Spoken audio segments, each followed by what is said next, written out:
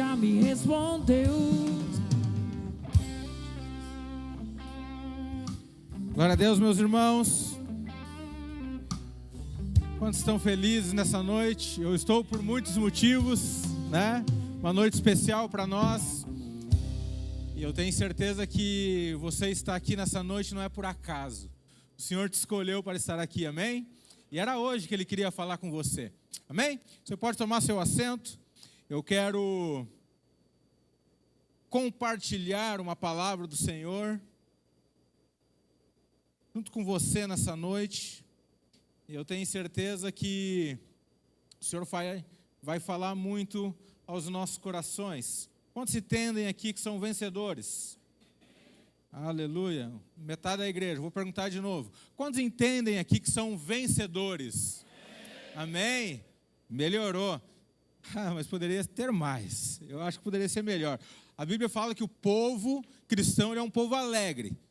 A Bíblia fala que no céu existe festa, 24 horas. Adoração, fluir, né?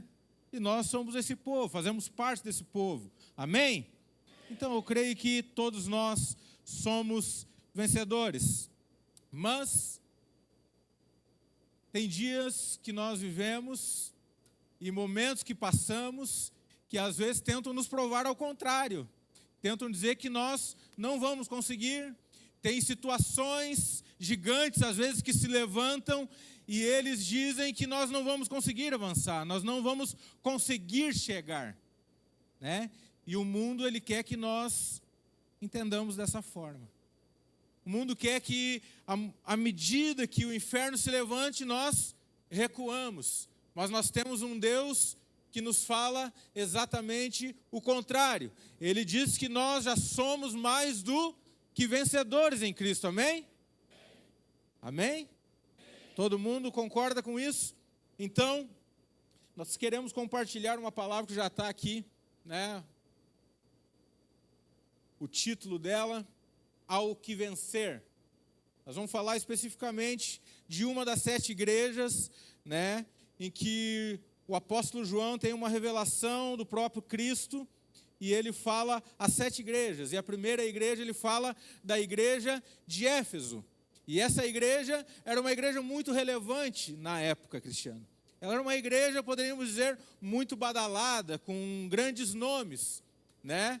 Quem fundou essa igreja era Paulo, Priscila e Áquila. Eles foram os fundadores, eles começaram essa igreja, mas congregou lá muitos homens e mulheres conhecidos. Maria, mãe de Jesus, foi uma das que congregou nessa igreja. Timóteo, João, o apóstolo do amor, eles faziam parte dessa igreja em Éfeso. Então, era uma igreja muito comprometida com o evangelho. Era uma igreja que era muito operante, aonde os irmãos, aqueles que faziam parte dessa igreja, que hoje somos eu e você, né, eram pessoas muito ativas na vida da igreja, amém? Eu creio que aqui todos nós somos também, amém? Amém ou amém? Amém? Então, essa era a igreja de Éfeso. Essa era uma igreja muito ativa, né? E ela foi a primeira, então, das 7 cartas do Apocalipse. Ela é a primeira igreja mencionada. Mas o que é importante nós ressaltar? Que a igreja de Éfeso, ela não era uma igreja apenas daquela época. Ela permanece até hoje. Você consegue entender? Ela nos traz um modelo, ela representa um modelo espiritual. Então, eu gostaria que você abrisse a sua Bíblia aí comigo, lá em Apocalipse 2, do 1 ao 7. Eu vou ler em uma versão aqui com você. Talvez possa estar um pouquinho diferente, mas nós vamos falar da mesma ênfase. Amém? Você achou aí? Você que tem teu celular, você que tem sua Bíblia de papel, folheia ela aí, passa para o lado. Se quem não trouxe, chega perto de quem tem aí, dá uma coladinha naquele que está do lado. Vamos ler a palavra do Senhor, amém? Escreve ao anjo da igreja que está em Éfeso. Isto diz: aquele que tem na sua destra as 7 estrelas, que anda no meio dos 7 castiçais de ouro. Ele diz: eu sei as tuas obras, e o teu trabalho, e a tua paciência, e que não pode sofrer os maus. E puseste à prova os que dizem ser apóstolos e o não são, e tu os achastes mentirosos. E sofrestes, e tens paciência, e trabalhaste pelo meu nome, e não te cansaste. Tenho, porém, contra ti, que deixaste o teu primeiro amor.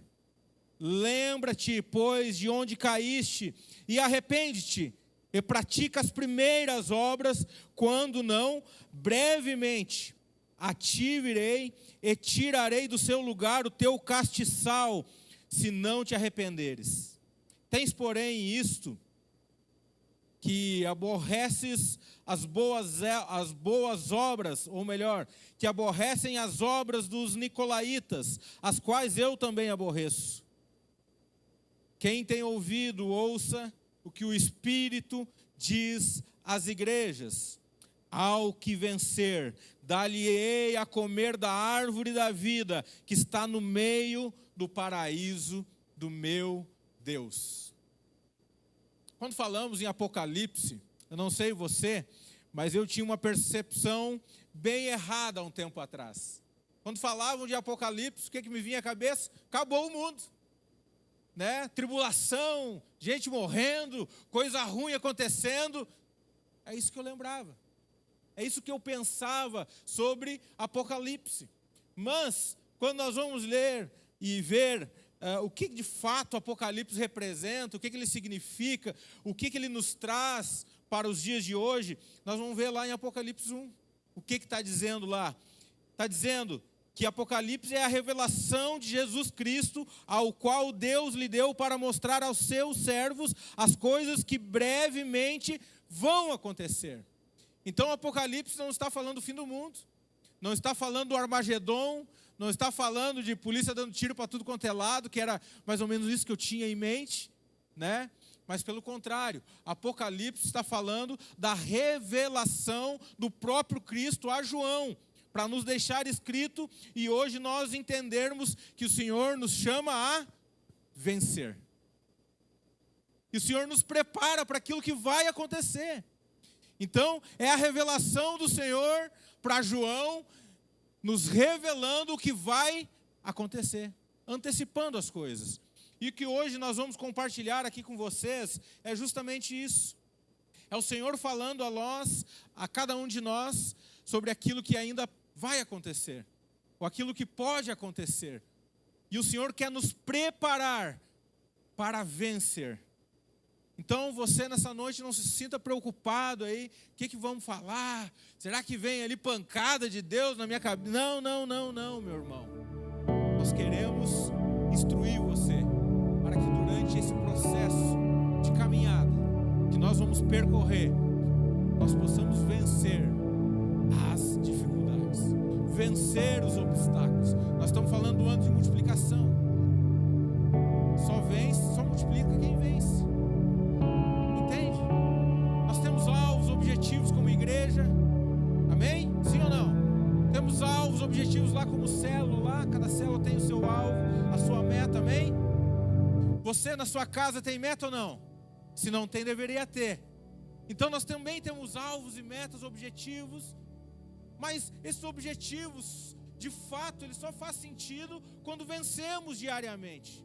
Quando nós conseguimos avançar diariamente sobre aquilo que nos foi proposto, ou sobre aquilo que nós nos colocamos à disposição de alcançar. Então, o Senhor nos chama e quer nos preparar nessa noite a sermos vencedores. Mas, quando se fala de vencer, nós precisamos entender de fato o real significado de vencer, né? E eu fui lá no dicionário bíblico e eu botei lá a seguinte pergunta, né? Qual o significado de vencer? E o dicionário bíblico me falou algo bem interessante, bem importante. E ele diz que o significado de vencer é andar, percorrer um caminho, é terminar, executar aquilo que lhe foi proposto. Nós temos a ideia de que vencedor é o Ayrton Senna, foi um grande vencedor. Sim, alguns conhecem, talvez outros mais novos não. Mas Ayrton Senna foi um grande vencedor. A seleção brasileira de 2002 foi vencedora, de 94. O Usain Bolt, o corredor, ele foi um grande vencedor. Aos nossos olhos, o vencedor é aquele que levanta o troféu. É apenas esse. O que fica em segundo lugar já é perdedor. É isso que nós temos, é isso que o mundo nos fala. E por isso que nós nos comparamos tanto, por isso que nós nos esforçamos às vezes para fazer algumas coisas que nem é para nós fazer. Mas porque nós temos que superar todos os dias, nós ficamos ali focados em superar os outros. Mas não é isso o vencedor. O vencedor, ele é aquele que conclui aquilo que começou. É aquele que começa e ele chega até o final e ele diz: venci. Cheguei no lugar que me foi proposto. Eu venci, eu cheguei. Então vencer não é aquele que chega em primeiro lugar. Vencedor não é aquela pessoa extraordinária, fora de série. Não é isso. Vencedor, à luz da palavra, é aquele que vive o padrão de Deus em tempos de anormalidade. Os dias são difíceis, as coisas parecem que não vão funcionar, mas ele permanece.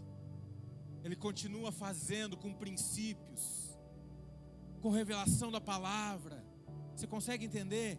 Ele permanece fiel até o fim, até que tudo se conclua. Então, vencedor não é aquele que é extraordinário, mas é aquele que consegue concluir algo, amém? E você tem conseguido concluir tudo que você tem começado? Hein? Fica uma pergunta para você, não quero te acusar, eu só quero fazer você pensar um pouco. Aquilo que você tem começado, você tem concluído? Talvez você em um momento disse: eis-me aqui, Senhor, me usa, eu quero fazer, eu quero acontecer. Mas na hora do vamos ver, você decide parar. Você retrocede. Talvez lá no seu trabalho você estabeleceu metas e alvos dentro da sua família, de melhorar comportamento, relacionamento, de crescer dentro da empresa, de avançar, mas chega na hora do embate, você perde a cabeça. Você não consegue se manter em um objetivo, naquilo que foi proposto. Você tem conseguido concluir aquilo que você tem começado? Você é aquele que pode dizer: sim, Senhor, eu sou um vencedor. Eu sou um vencedor. Saiba que Deus te criou para vencer. Deus te criou para avançar. Deus te criou para ser próspero. Deus te criou para frutificar. Ele te chamou para não apenas ser mais um, mas Ele te chamou para fazer a diferença aonde você está inserido, meu amado. Como você tem se posicionado nesse tempo? E com esse texto da igreja de Éfeso, eu quero, se Deus permitir, eu quero compartilhar com você 5 tópicos. E eu vou tentar ser muito breve, senão nós paramos até onde o Senhor permitir que nós vamos. Amém? O primeiro dele, o que nós aprendemos com essa igreja de Éfeso? O vencedor possui um espírito de sacrifício. O vencedor possui um espírito de sacrifício. Amém? Você consegue repetir comigo? O vencedor possui um espírito de sacrifício. Amém? Você concordou com isso? Amém é a oração mais curta que tem. Você diz amém, eu estou aceitando isso. Então você concordou comigo. Apocalipse 2 ao 3, ali a gente vai ver que tem um trecho que Jesus fala: conheço as tuas obras, Ricardo. Eu tenho visto as tuas obras. Eu conheço o teu labor, o teu trabalho, o teu esforço e a tua perseverança. Obras falam do que fazemos, aquilo que nós nos propomos a fazer. A gente viu que a igreja de Éfeso era uma igreja muito ativa. Se tu for ler em todo o contexto, era uma igreja que crescia, que avançava, que tinha um ambiente de amor instaurado naquela igreja. Era um ambiente lindo, fluía o mover de Deus ali. João era um dos grandes nomes. Timóteo, Priscila, Áquila, são nomes relevantes na Bíblia. Eles faziam acontecer. Então, Jesus vem e diz: eu estou vendo o que vocês estão fazendo, eu conheço as suas obras. E Jesus está dizendo: parabéns, você tem que se mover, você tem que fazer. De maneira prática, você vai precisar fazer alguma coisa. Você consegue entender? O labor, o trabalho, fala da entrega, do quanto nós nos entregamos. E Jesus fala para a igreja de Éfeso: eu tenho visto a tua entrega, eu tenho visto a tua perseverança, que fala do quanto nós suportamos. Jesus viu tudo isso. Então, o vencedor ao qual nós estamos falando, ao qual é o padrão que o Senhor nos deixa estabelecido, ele não mede o seu compromisso por aplausos, por aquilo que ele está fazendo, né? Eu toco aqui na celebração e eu sou uma bênção, né? Porque as pessoas me veem tocar lá. Então eu sou um vencedor. Eu toco contrabaixo, Tiago. Eu sou um vencedor. Não se mede por aquilo que pode gerar uma recompensa local. O vencedor aponta para aquele que, mesmo em meio à dificuldade, mesmo em meio a momentos que a grande maioria das pessoas iriam retroceder, ele permanece fiel. Ele permanece crendo na promessa que o Senhor estabeleceu para a vida dele. Ele continua, Joel, se movendo, mesmo em meio aos problemas, mesmo em meio às pessoas dizendo: tu vai fracassar, tu vai parar, não vai dar certo. Ele continua firme naquilo que o Senhor tem liberado sobre a vida dele. Ele não para, ele não olha para o lado, ele apenas segue em frente. Ele se move pela convicção naquilo que o Senhor tem para a vida dele. O vencedor, ele tem algo que queima dentro do seu coração. Ele tem algo que precisa ser expressado diariamente. Ele não consegue ficar alheio ao mover de Deus. Ele não consegue ficar alheio àquilo que a igreja, ela necessita. Precisa que eu ministre, eu vou ministrar, eu vou tocar. Precisa que eu arrume as cadeiras, eu estou à disposição aqui, pastor Roserley. Precisa liderar, eu digo: eis-me aqui, eu não sei fazer, não sei como, mas eu quero. Tem algo queimando aqui dentro. O vencedor, ele não se poupa. Ele não se joga em berço esplêndido, fica esperando as bênçãos cair do céu. Não, ele é alguém posicionado. Se precisa abrir mão do seu tempo, ele abre, porque ele entende que existe um propósito maior do que ele. Paulo, eu acho incrível. Se nós formos conhecer a história de Paulo, nós vamos ver que ele não mediu esforços. De todos os discípulos, os apóstolos, aqueles que faziam grandes nomes da palavra, tu vai ver que Paulo se movia de uma maneira diferente. Dava pedrada no Paulo, enchiam ele continuava, ele se movia: eu preciso fazer. Não tinha condições, vou fazer tenda, vou arrecadar, a obra não pode parar, eu preciso continuar. Nós às vezes nos poupamos. O Roserley vai fazer, o Thiago vai fazer, porque eu vou estar lá me cansando? Deixa eles fazer, né, Dorival? Deixa eles fazer, eles estão disponíveis. Não. O vencedor não pensa dessa maneira. O vencedor, ele permanece fiel quando ninguém está vendo. O vencedor, ele entende que Jesus se entregou totalmente por ele naquela cruz. E só por este fato, eu não posso ficar parado. Eu tenho que mover, eu tenho que retribuir com tudo que eu tenho, aquilo que Ele já fez por mim, aquilo que Ele já garantiu para mim. Ele garantiu que nós já somos mais do que vencedores. Ele já fez tudo, está consumado. Mas eu preciso ter um senso de responsabilidade pela obra do Senhor. Então, o vencedor, ele não possui um espírito de desleixado. Não. Ele possui um espírito de sacrifício, João. Precisou, eu estou aqui, eis-me aqui. Envia-me a mim, eu quero fazer. Amém? Você pensa da mesma maneira?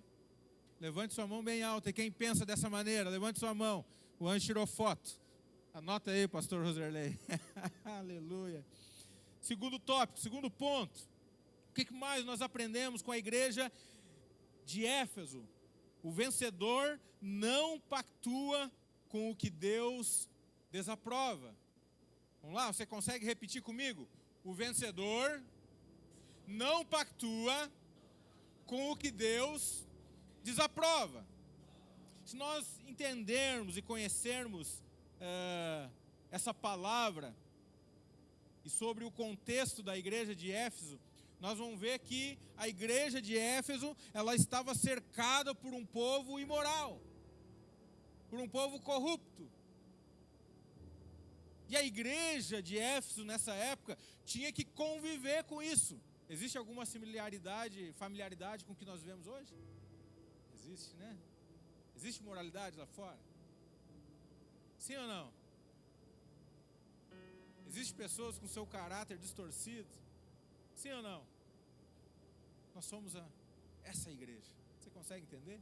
É um modelo espiritual. Então, mesmo assim, com esse cerco de imoralidade, com pessoas falando exatamente o oposto daquilo que o Senhor nos ensina, eles permaneceram firmes. Eles permaneceram firmes naquilo que o Senhor havia o instruído. Então não era uma igreja, Maria vai com as outras. Se a moda é essa, nós vamos juntos. Se a moda é aquela, nós vamos juntos também. Não, era uma igreja firmada na palavra. E ela não se corrompia com aquilo que estava na volta dela.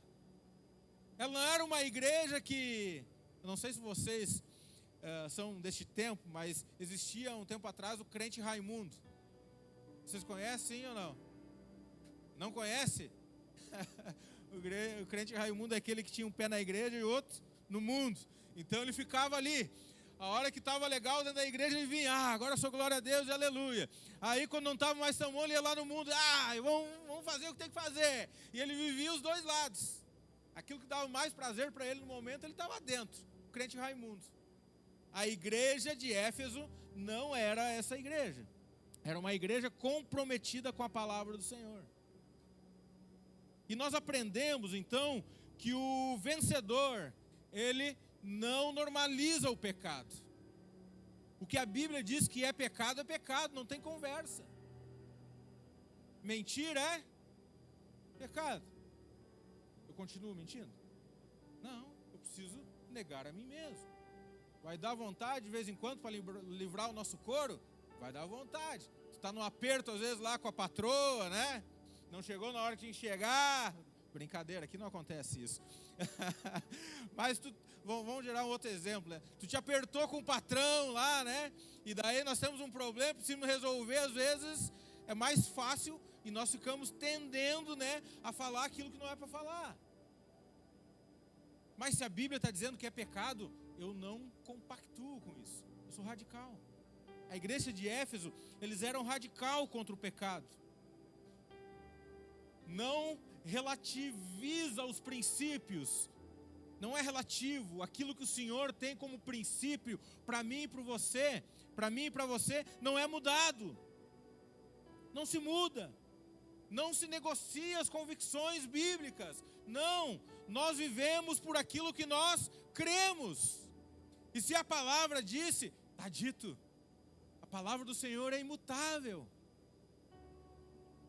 É imutável. Vivemos dias em que o mundo tenta redefinir os padrões, os princípios, aquilo que é certo, que é errado. Eu tenho acompanhado os últimos dias, alguns pastores foram presos no Canadá. Agora, há poucos dias. Sabe por quê? Eles não concordam com a questão dos gêneros. Eles estão alinhados com a palavra. Eles foram presos e eles são que nem a igreja de Éfeso nos dias de hoje. Eles ouviram essa palavra. Eles ouviram essa palavra. E eles não se renderam, eles não mudaram, não negociaram aquilo que a palavra fala a respeito.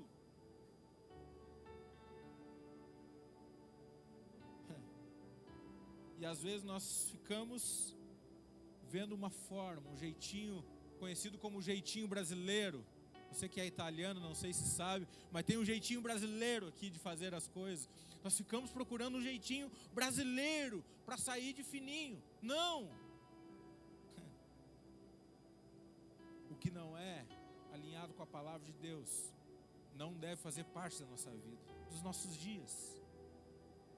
O padrão do vencedor é a palavra. A graça, ela não se torna uma licença para pecar.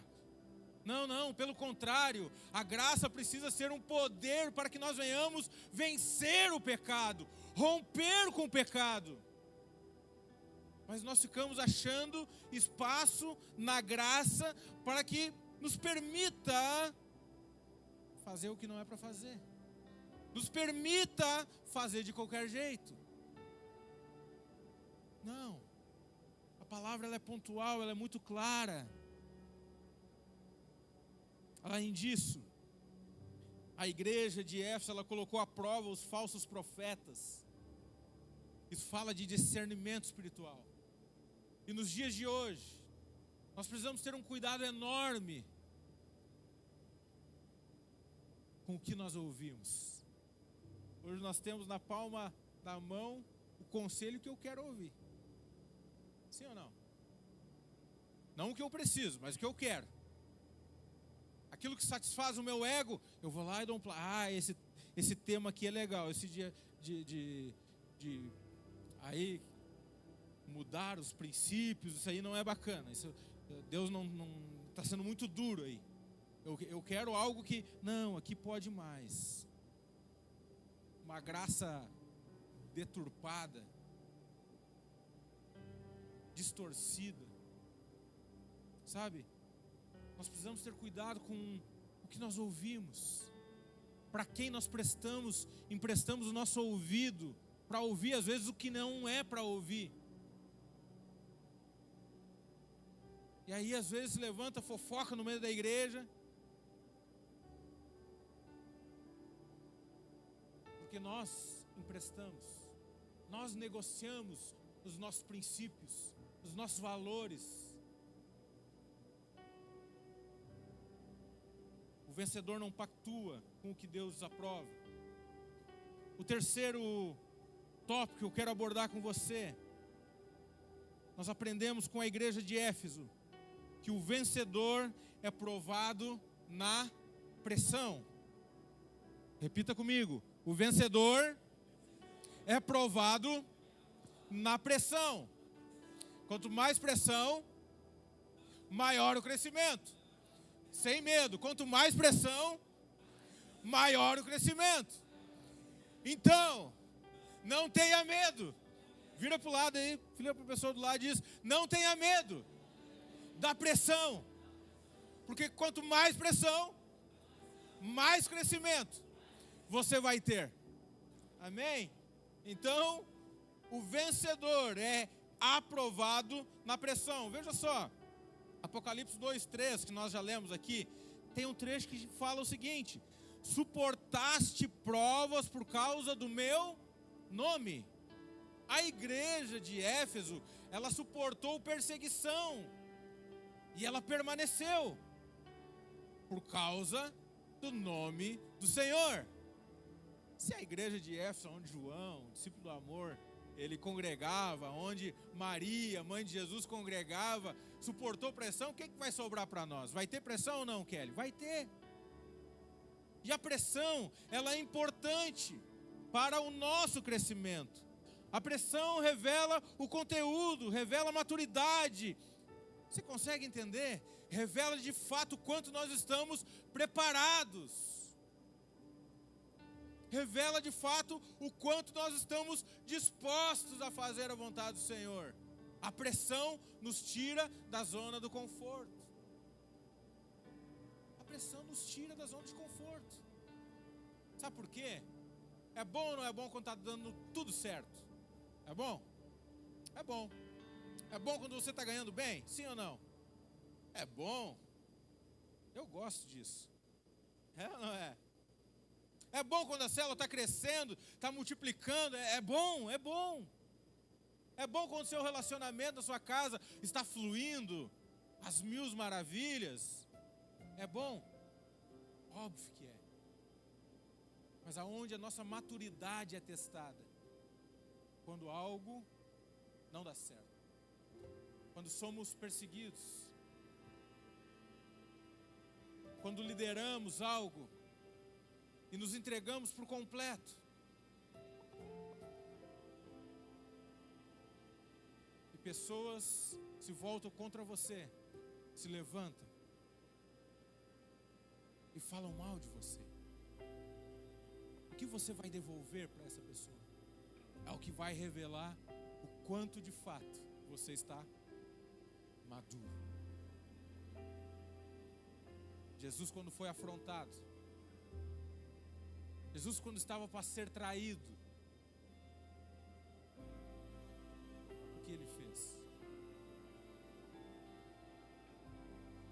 Quando o soldado foi para prender Jesus, Pedro foi lá, arrancou a orelha do soldado. O que Jesus fez? Isso aí mesmo, degola ele, mata ele. É isso que Jesus fez. Jesus, eu creio que olhou para Pedro e disse: ô Pedro, quanto tempo está comigo, Pedro? Pô, de novo, Pedro? Não é assim. Vamos colar a orelha do rapaz ali. Diz: cara, me prende aí, me leva aí. Vamos fazer o que precisa ser feito. É no momento da pressão somos colocados à prova. No momento da pressão, o vencedor sustenta a posição.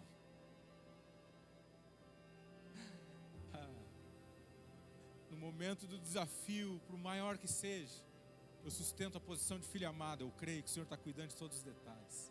Eu creio na palavra dele que diz que tudo coopera para o meu bem. Então vai dar certo, não sei como, não sei quando, mas vai dar certo.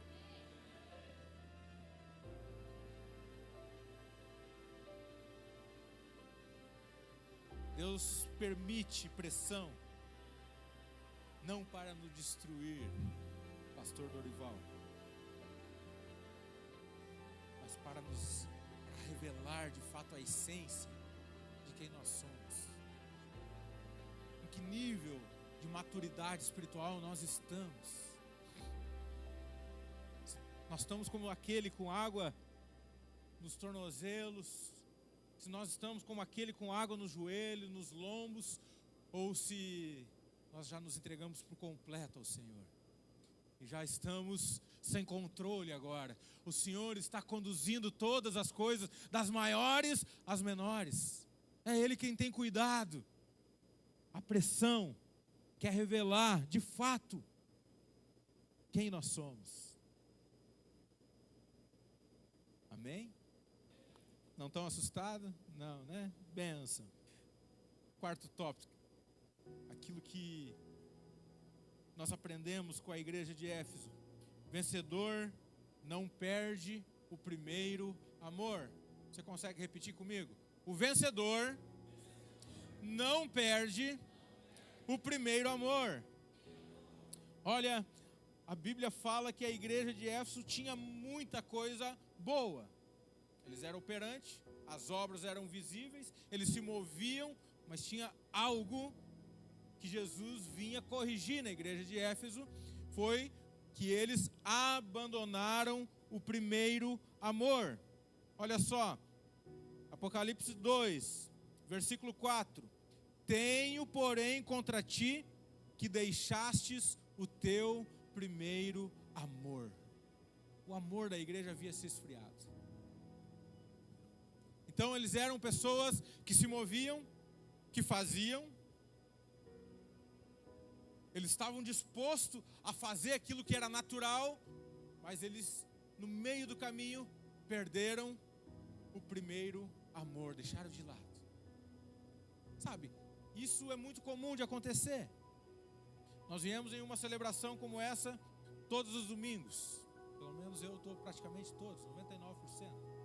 Eu estou aqui. E às vezes nós nos acostumamos com a liturgia de culto, de como acontece. A gente já sabe que o louvor vai começar a cantar, então vai ter aquele momento de louvor, apaga as luzes, tudo certo. Depois nós sabemos que vai ter um momento de oferta, avisos, ok?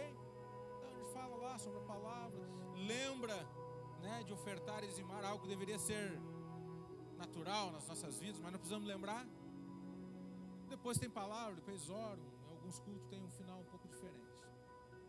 Então nós caímos numa rotina de como tudo acontece, e nós vamos nos acostumando com o mover de Deus, e nós começamos a perder a paixão pelo Senhor. Nós começamos a deixar com que essa paixão, esse fogo que queima, ele aos poucos vai se apagando, e quando eu percebo, eu estou insensível ao fluir de Deus. Eu já estou aqui adorando, simplesmente levantando as minhas mãos, porque o outro levanta do lado. Ou eu estou levantando as minhas mãos, porque a Jéssica diz, levante suas mãos, meus irmãos, adore. Alegria na presença, ela vai se esvaindo, quando o amor é deixado de lado. E aqui o Senhor adverte, não deixe o primeiro amor. Não abandone o primeiro amor. Quando falta o primeiro amor, o desejo de estar com Ele é colocado em xeque. Agora, para fazer o meu devocional, eu faço eu faço quando, se der tempo. Faço quando eu estiver com vontade. Sabe por quê? Esse é um sinal de que o amor está esfriando. Eu lembro como se fosse hoje, sou muito apaixonado pela minha patroa. Ela não está aí, então eu não estou falando porque ela estaria aqui. Eu estou falando porque é uma realidade. Sou apaixonado pela minha esposa. Amo ela. E olha só, quando nós começamos a namorar, né, o meu sogro sentou com nós e disse o seguinte: André, tu vai namorar nas quartas, sábado de tarde e domingo, ok? Então segunda-feira não te quero aqui, terça-feira não te quero aqui, quinta-feira não te quero aqui, sexta também não te quero. Tudo certo? Tudo certo, beleza. Comecei no primeiro sábado, fui lá, domingo ok. Aí eu deixei minha carteira cair sem querer, né?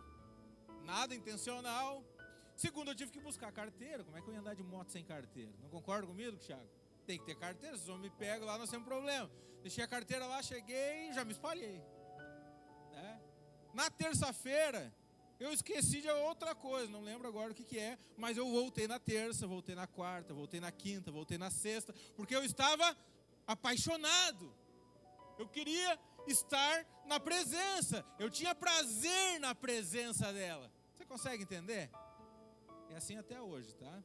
A pastora está de prova, a Suzy foi anos atrás a Goiânia, né?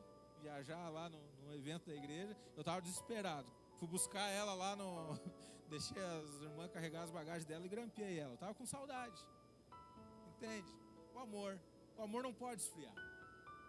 E a nossa vida espiritual, ela precisa ser exatamente da mesma forma. Nós precisamos desejar estar juntos, sabe? O desejo de estar com Ele precisa estar ativo na nossa vida diariamente. Se nós abrirmos uma exceção de um dia, é provável que o segundo, ontem eu já não orei, hoje não vou orar de novo. E nós caímos no engano do diabo, e quando vemos, estamos indiferentes, estamos insensíveis, não desejamos a presença, não temos mais alegria de estar com Ele. O Senhor adverte: tu tem muita coisa boa, igreja de Éfeso, mas tu perdeste o primeiro amor. Sabe como nós deveríamos ser como igreja? À medida que começou o louvor aqui, nós precisaríamos estar entregue ao Senhor, por completo, corpo, alma, espírito. Senhor, eu estou aqui, eu não sei cantar, mas eu estou ali, no espírito, em espírito de oração, falando em línguas. Não estou preocupado com o meu irmão do lado, não estou preocupado se o irmão errou uma nota, eu não estou preocupado com quantos estão tocando, mas o meu desejo é de estar na presença, o meu desejo é de adorar, e por isso eu me entrego por completo.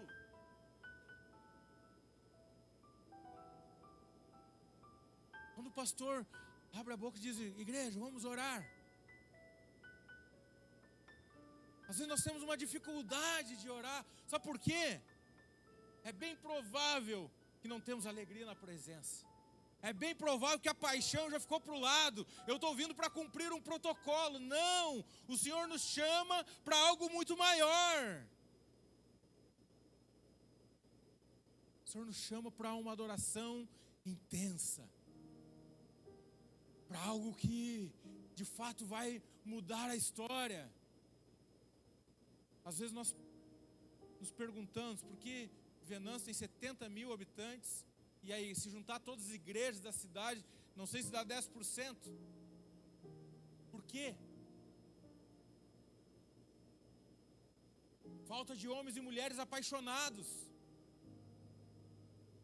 homens que não estão preocupados com o seu ego, mas estão preocupados em agradar a Deus, são apaixonados pelo que fazem. Nós vemos grandes homens aí fora, são bem-sucedidos financeiramente, que são conhecidos na nação inteira, fora da nação, porque são apaixonados pelo que fazem. São apaixonados pelo que fazem. Eles de fato acreditam que aquilo vai mudar a vida de pessoas, e eles se movem crendo nisso, e eles dão tudo que eles têm, e por isso cresce.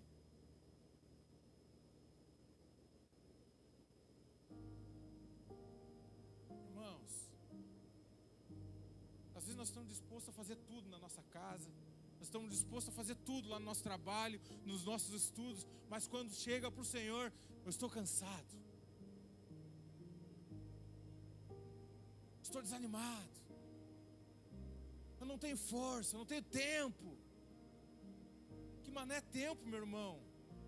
Te orienta, te liga. Vou falar em todas as línguas, todas as gírias aqui, para ver se você consegue me entender. Presta atenção, meu irmão. Não deixa o diabo enganar você. De tudo que você faz, você pode ter certeza que nada é comparado ao que o Senhor tem guardado para mim e para você. Então nós deveríamos todos os dias nos entregar por completo ao Senhor, nos jogar assim como Maria, que foi cantado aqui, se prostrou diante do Senhor, adorou ao Senhor. Nós precisamos ser igual Maria, nos entregar ao Senhor, nos entregar por completo. Aleluia. Nós aprendemos também que o vencedor, ele funciona como um ministro. Você consegue repetir comigo? O vencedor funciona como um ministro. A igreja, a gente vê que ela odiava as obras dos nicolaítas. Os nicolaítas eram aqueles que falavam exatamente ao contrário que Cristo instruía. Amém? Então, eles odiavam essas obras. Os nicolaítas eram conhecidos como os dominadores do povo na época. E a igreja, ela havia se posicionado contra os nicolaítas. E para que o evangelho do Senhor e os princípios e tudo aquilo que o Senhor nos instrui por meio da sua palavra fosse propagado na época, era necessário ministros. Homens e mulheres que abriam a sua boca para falar do amor do Senhor. Amém? Então, a igreja de Éfeso era uma igreja ativa. Era uma igreja posicionada na palavra do Senhor. E a gente vê que isso vai totalmente ao oposto do clericalismo. O clericalismo aponta para pessoas que são notáveis, que são importantes, homens de Deus mais favorecidos, que têm uma unção diferente e eles precisam fazer. Então o pastor Edmilson, o pastor Roserley, o pastor Dorival, eles têm uma responsabilidade maior, eles têm uma unção maior e eles precisam fazer. E eu fico deitado em berço esplêndido. Mas a igreja de Éfeso entendia diferente. Eles entendiam que cada crente era um ministro. Cada um carregava uma responsabilidade de falar desse amor que nós mencionamos antes. Então a igreja de Éfeso, ela se movia alinhado com a palavra de Deus, apontando para aquilo que o Senhor havia deixado escrito. Em 2 Pedro, ou melhor, 1 Pedro 2,9, consegue projetar para nós aqui? 1 Pedro 2,9 diz o seguinte, e está falando de mim e de você essa passagem, amém? 3 amém. Amém? Está falando de mim e de você. Então, é importante que nós venhamos crer nessa palavra. Ok? Vamos lá?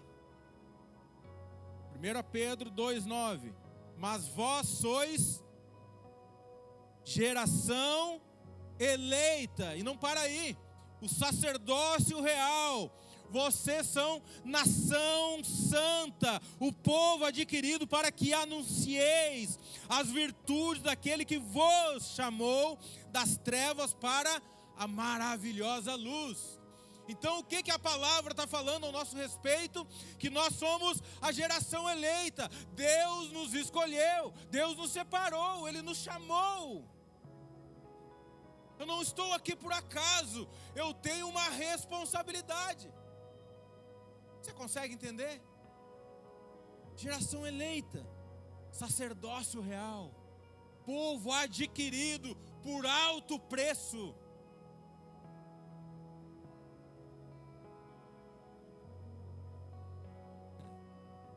O vencedor, ele ora, jejua, evangeliza, ele fala do amor do Senhor, ele faz o que precisa fazer, ele serve, ele assume responsabilidade, ele está disponível para fazer a vontade do Senhor.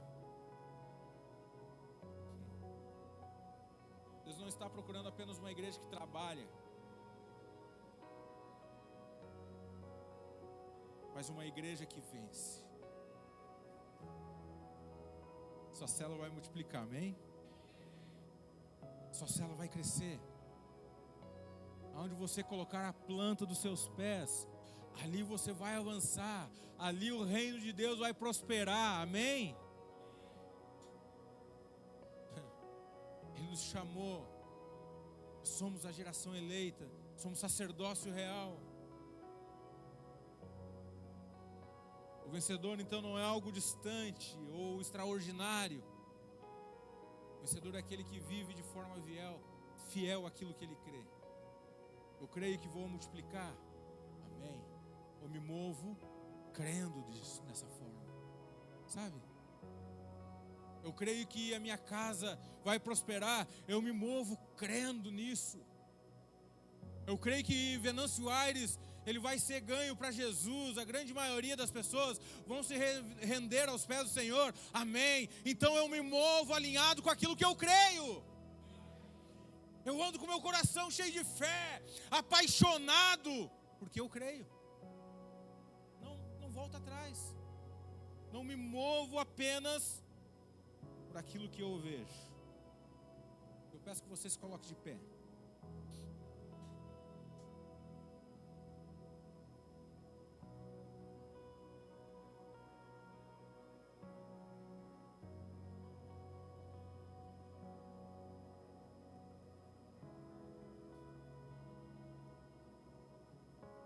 Eu quero declarar aquilo que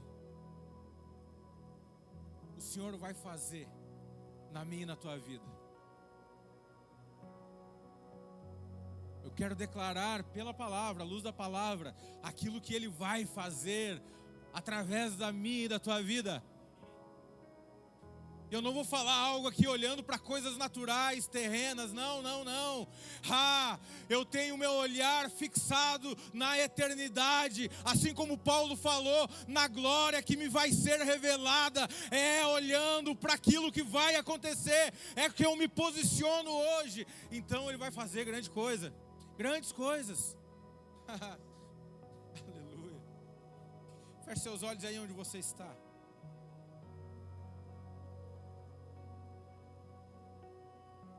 Comece a falar com o Senhor aí. Diga a Ele: se revela a mim, Senhor, nessa noite. Eu quero ser um vencedor. Assim como o Senhor nos fala através da Tua palavra, o Senhor nos escolheu, o Senhor nos chamou. Senhor, eu quero fazer parte, eu quero ser aquele que vence, eu quero ser a igreja de Éfeso, eu quero ser, assim como o Senhor fala nas 7 cartas, as 7 igrejas, ao qual o Senhor tem mencionado na sua palavra. Eu quero ser participante, e a palavra nos diz: quem tem ouvidos ouça o que o Espírito diz às igrejas. Ao que vencer, eu lhe darei da árvore da vida, que está no meio do paraíso. Do meu Deus. Quem tem ouvidos ouça. Ao que vencer, não receberá dano da segunda morte. Aleluia. Ao que vencer, eu darei a comer do maná escondido, e dar-lhe-ei uma pedra branca, e na pedra um novo nome escrito, na qual ninguém conhece senão aquele que o recebe. Ao vencedor, ao que vencer e guardar até o fim as minhas obras, eu lhe darei poder sobre as nações, dar-lhe-ei a estrela da manhã. Ao que vencer será vestido de vestes brancas, e de maneira nenhuma riscarei o seu nome do livro da vida. Eu confessarei o seu nome diante do meu Pai e diante dos anjos. Ao que vencer, eu farei coluna no templo do meu Deus, e dele nunca sairá, e escreverei sobre ele o nome do meu Deus, e o nome da cidade do meu Deus, a nova Jerusalém, que desce do céu do meu Deus, e também o meu novo nome. Ao que vencer, lhe concederei que assente comigo no meu trono, assim como eu venci e me assentei com meu Pai no meu trono. Ao que vencer, o Senhor nos chama para ser homens e mulheres vencedores.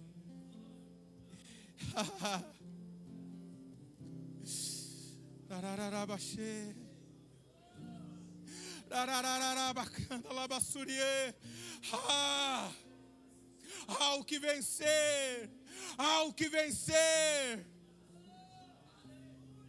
ao que vencer. Nessa noite eu quero convidar você, rapidamente, você que entende que essa palavra, ela falou com você. Você que entende que precisa, de alguma maneira, romper em algumas áreas. Eu quero convidar você aqui nessa noite, passar aqui na frente. Nós queremos orar com você. Nós queremos liberar sobre a sua vida uma unção de crescimento, de avanço, de prosperidade, de cura, porque o Senhor tem para nós tudo disponível. Nós apenas precisamos crer. Se você quer receber uma oração, se você entende que precisa avançar, eu peço que você se mova do seu lugar. Nós estaremos orando com você. Santo, santo Ele é.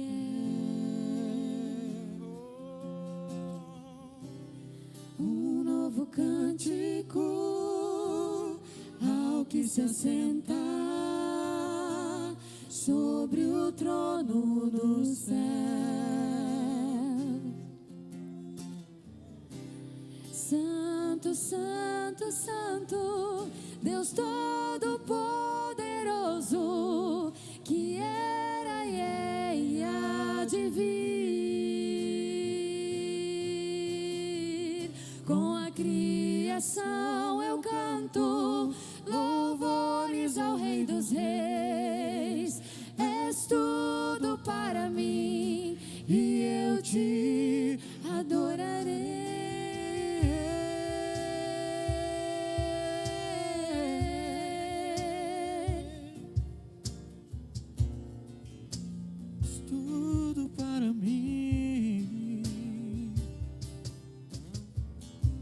Está vestido do arco-íris, sons de trovão, luzes, relâmpagos, louvores, honra e glória, força e poder para sempre, ao único Rei eternamente.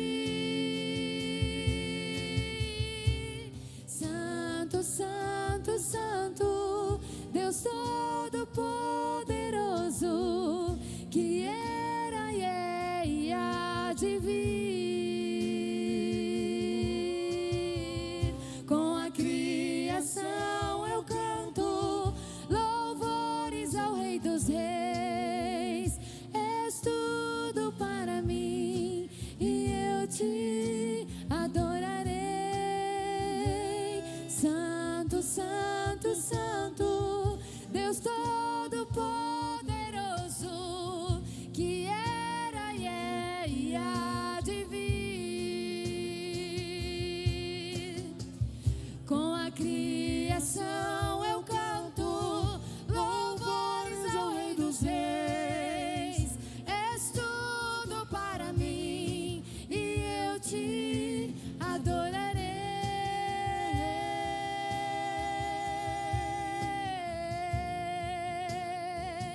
Eu te adorarei.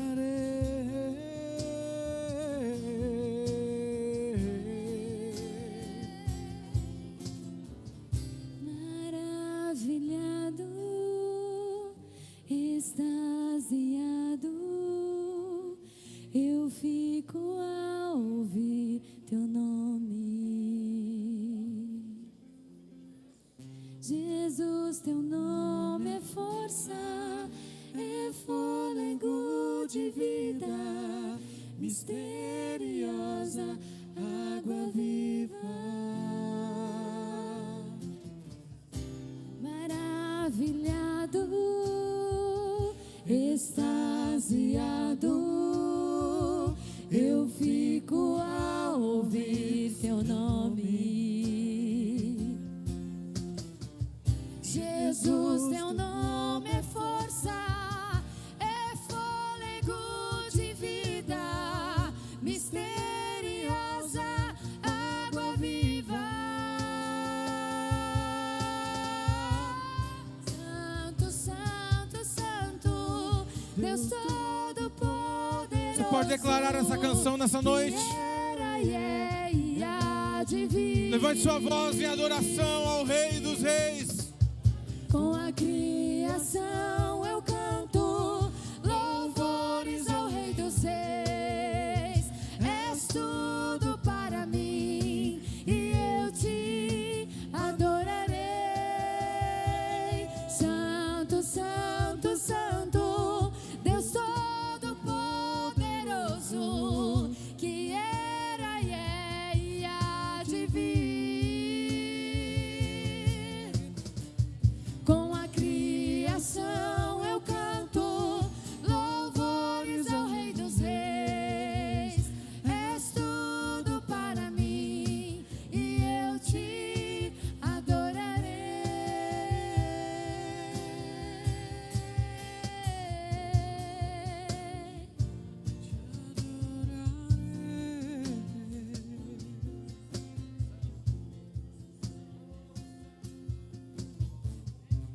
Santo, santo, Você pode declarar essa canção? Deus Todo-Poderoso, Só a igreja em uma só voz. há de vir. Você pode declarar, vamos. Com a criação eu canto louvores ao Rei dos Reis. És tudo para mim e eu te Adorarei, santo, santo, santo, santo, santo.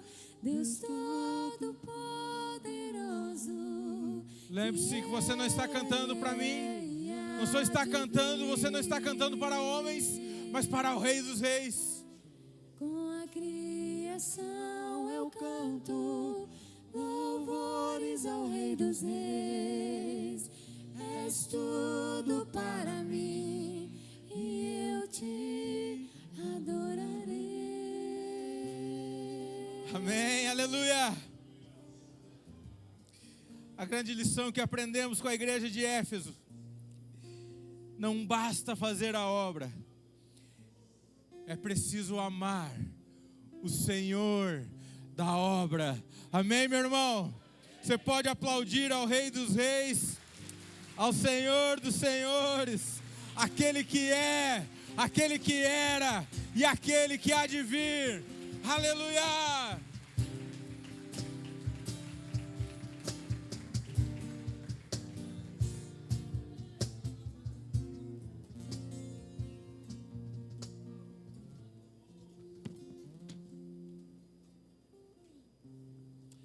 Aleluias, glória a Deus, igreja do Senhor, bênção de Deus aí por essa palavra abençoada, no qual nós recebemos nesta noite.